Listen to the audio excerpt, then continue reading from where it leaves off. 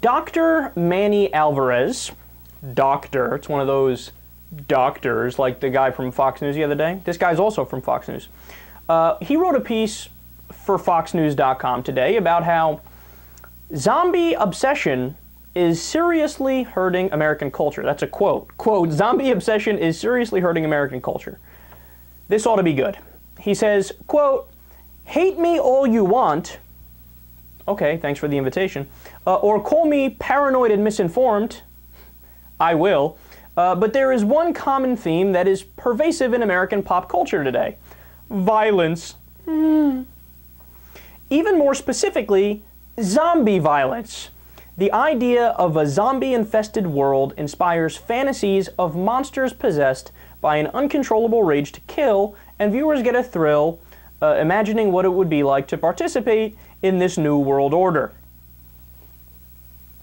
What could possibly be wrong with that? Already we're in the territory of when people said, video games are the cause of all gun violence.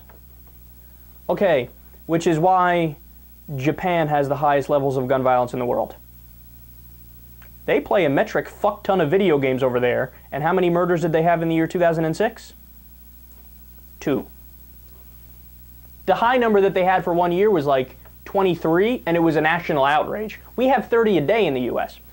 So they have video games in Australia, Britain, the United States, France, all over Europe, all over the modern world, and the US. The US is the only one with gun violence, and these idiots go, obviously the video games are the problem.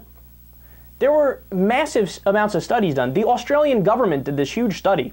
They said, yeah, there's no evidence whatsoever that video game violence leads to actual violence. One study came out with the opposite result. They said, yeah, we thought there might be a connection between the violence in video games, but it turns out it looks like it led to a decrease in violence.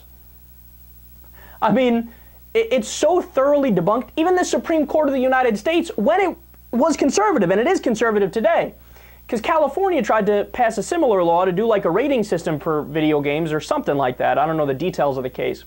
But the conclusion was the Supreme Court of the United States said you can't justify regulating these video games in that way because there's no evidence that they lead to violence. So even the massively conservative Supreme Court said there's no evidence. So this isn't an issue. Whether you're talking about video game violence or you're talking about movie violence, I mean, look, if this is true, then what you would expect to find is, you know, after somebody watches the movie Rambo or Die Hard, you see an increase in violence by 36%, or something like that. I'm just making up a random number. But that doesn't happen. Look, there's a difference between fake and real. Okay, you know those zombies that they're killing? They're not real zombies. And they're not really killing. And same thing...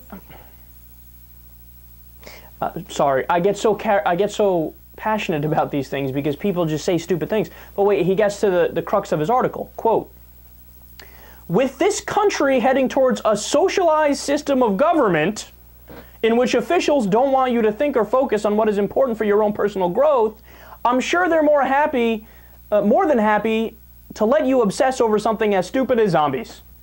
So there you have it, an article on foxnews.com. What the actual point of the article is, yeah, you know, that show The Walking Dead, all those great zombie movies, did you fall for it? Do you like those zombie movies? Well, that's because it's a distraction while the NWO implements world government and moves us towards socialism. So you fell for it, you idiot. No. You wrote one of the dumbest articles I've ever seen in my life. There's nothing wrong with zombie movies. There's nothing wrong with violence in movies or violence in video games. And it is not a distraction to move us towards a socialized system of government or a new world order. You made that up.